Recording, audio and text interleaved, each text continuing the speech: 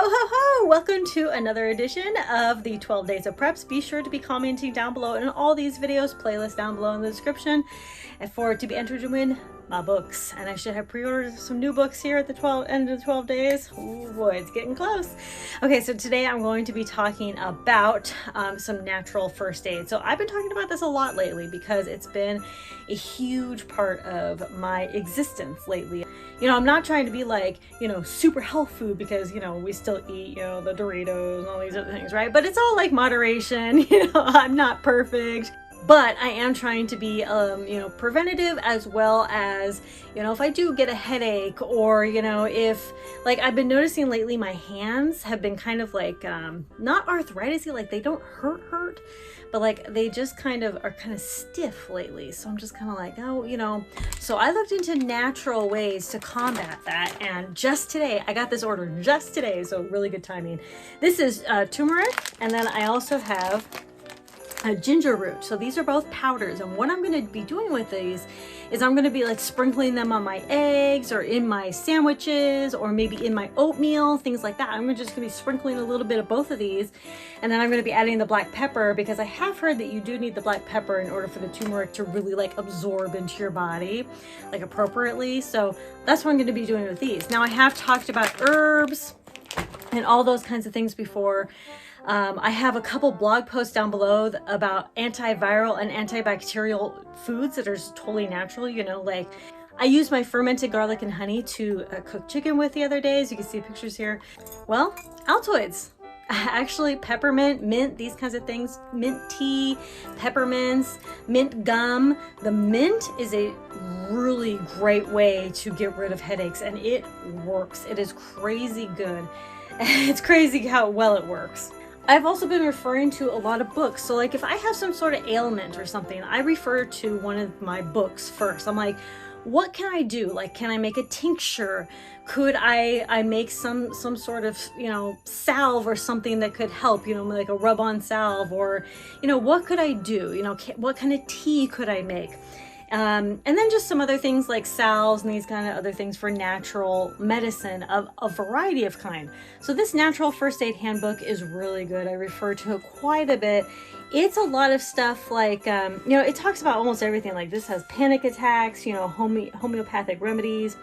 There's a lot of herbal teas you can do, like lemon balm and catnip. Catnip is a really popular herb for like a lot of that stuff. Look at this monster. Like, I just want to carry this around in my purse as like a brick to somebody's head, as self-defense. It doubles as self-defense and nutritional healing. Okay, so I really like this. It's an amazing book. I refer to this a lot. In fact, this book combined with this book gave me the ideas to use the turmeric and the ginger with my foods to kind of help with anti-inflammation. So to help with inflammation for anti-inflammation. That's what these are doing. It's helping with inflammation. I did a whole video about, natural medicine books, herbal remedy books. So I'm going to put a link down below to that video to where you can go find way more videos that I talked about.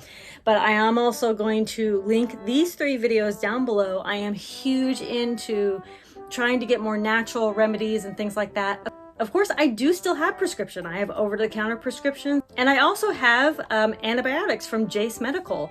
These things are good to have on hand regardless of whether I'm trying to, build up my herb supply and be more natural. It's all part of preparedness, If I run out of those over-the-counter medications or they expire to the point of no return or whatever, then I know that I have alternatives. Or maybe my just everyday life, like right now, I want to do those alternatives first before I go to the over-the-counter medicines, you know what I mean? Because I can control this by purchasing the herbs or growing the herbs, right? I can buy the seeds, grow the herbs. That's the last thing I want to talk about. Not everything is going to work for everybody. Somebody may say that this herbal thing is really good for them and it works great for them, but somebody else will say, that really didn't work for me. And that's the same with almost everything, okay? So we just want to make sure that, when you try something out, understand that it may not work for you. And also understand that sometimes things take time to work. Like maybe you have to take something consistently for 30 days in order to see some sort of result. You know what I mean? Not everything that we do is going to be like quick, fast acting, you know, especially with herbs. You know, you may see more long-term effects instead of immediate effects. So it just kind of depends on what we're talking about here, but that's just some things to keep in mind. Thank you all so much for watching. I would love your opinions and comments about what type of natural homeopathic or herbs that you are adding to your preps.